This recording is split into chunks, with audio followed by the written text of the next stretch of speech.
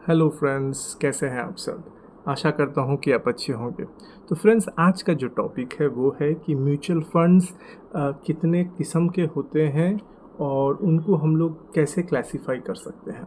तो एक जो तरीका होता है म्यूचुअल फंड्स क्लासिफिकेशन करके, यानी या फिर जो सबसे कॉमन तरीका है वो है कि based on the market cap. ये small cap, mid cap, large cap, आप कभी कभार ये सुने होंगे और आप ये सोचते होंगे कि ये है क्या चीज़ और इससे क्या करते हैं। दूसरा जो है, आप अगर डाइवर्सिफिकेशन के तरीके से देखते हैं तो हम लोग डिफरेंट रीजन्स वगैरह में हम लोग इसको जियोग्राफिकली डिस्ट्रीब्यूट कर सकते हैं अपने फंड्स को। वो भी एक क्लासिफिकेशन होता है। तो और इसके हिसाब से भी और बहुत सारी तरीका होता है जिससे हम लोग म्यूचुअल फंड्स बांट सकते हैं। तो लार्ज कैप्स क्या होती हैं?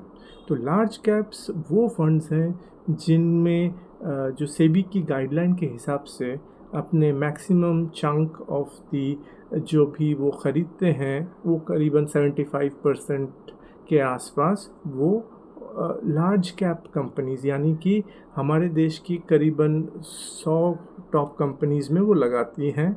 चाहे वो, और इसमें भी आप एक्टिवली मैनेज फंड्स होती हैं और एक होती है जो इंडेक्सेस यानी इंडिसेस, यानी कि जो आपके निफ्टी 50 हो गया या फिर निफ्टी नेक्स्ट 50 हो गया या फिर सेंसेक्स यानी टॉप 30 जो है उस हिसाब से भी आप इसमें ये लोग ख़रीदते हैं। मिड कैप यानी जो आपके 150 टॉप कंपनीज़ इंडिया की होती हैं तो उनमें इन्वेस्ट करती हैं और उस हिसाब से मिड कैप्स में भी आपके इंडेक्स फंड्स होती हैं और फिर जो होती हैं वो होती हैं आपकी एक्टिवली मैनेज फंड्स, जो कि काफ़ी हद तक म्यूचुअल फंड्स के जो मैनेजर्स होते हैं एक या उनसे भी ज़्यादा, तो उनके हिसाब से होती है। और लास्टली होती है स्मॉल कैप फंड्स, जिसको हम लोग इंडेक्स की तरह बोलते हैं कि 250 इंडिया 250 फंड्स, बट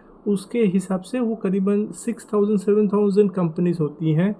तो आप में से कुछ लोगों का ये सवाल रहेगा कि आखिर हम लोग इंडेक्स फंड्स में जाएं जो कि एक्चुअली में पैसिव फंड्स हैं, और या फिर हम एक्टिव फंड्स में जाएं। तो दोस्तों, यहाँ पे एक सिंपल सा मेरा ऐसा मानना है कि आप अगर लार्ज कैप फंड्स में जाते हैं तो हमने हिस्टोरिकली देखा है कि एक बहुत सारी कम लार्ज कैप फंड मैनेजर्स हैं जो इंडेक्स को बीट कर सकती हैं over a longer period of time. तो उस हिसाब से आप इंडेक्स फंड्स खरीद सकते हैं। मिड कैप के लिए, जो कि आज के ज़माने में मिड साइज़ कंपनीज़ हैं, बट उनमें पोटेंशियल है और काफ़ी सारी इन द पास्ट भी काफ़ी सारी मिड कैप कंपनीज़ हैं जो एक्चुअली में बड़ी कंपनी हो गई है। तो वहाँ पे मैं आपको सजेस्ट करूँगा कि आप उसमें से एक्टिवली मैनेज फंड्स पे जाएं। और जब ये स्मॉल फंड्स आती है या स्मॉल कैप फंड्स या माइक्रो कैप या नैनो कैप, जो बहुत ही छोटी कंपनीज़ होती हैं, तो उनमें आपको एक्चुअली में पता ही नहीं रहता है और ये बहुत रिस्क प्रोन जोन है। तो यहाँ पे don't go and possibly try to fish on your own.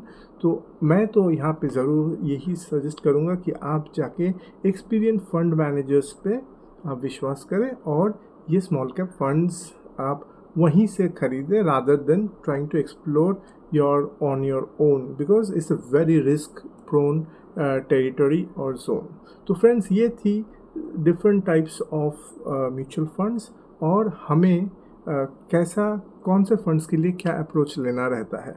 अगर आपके कोई और सवाल रहते हैं तो मुझे खुशी होगी उसकी आंसर देने में। और अगर आप चाहते हैं कि मैं आपका म्यूचुअल फंड्स पोर्टफोलियो या फिर डायरेक्ट फंड्स पोर्टफोलियो रिव्यू करूं आपके लिए, तो नीचे गए ईमेल आईडी पे आप मुझे मेल कर सकते हैं और या फिर मुझे कॉल कर सकते हैं, and I will be happy to discuss that with you. तब तक के लिए, जब तक हम दोबारा से ना मिले, thank you and have a lovely day head.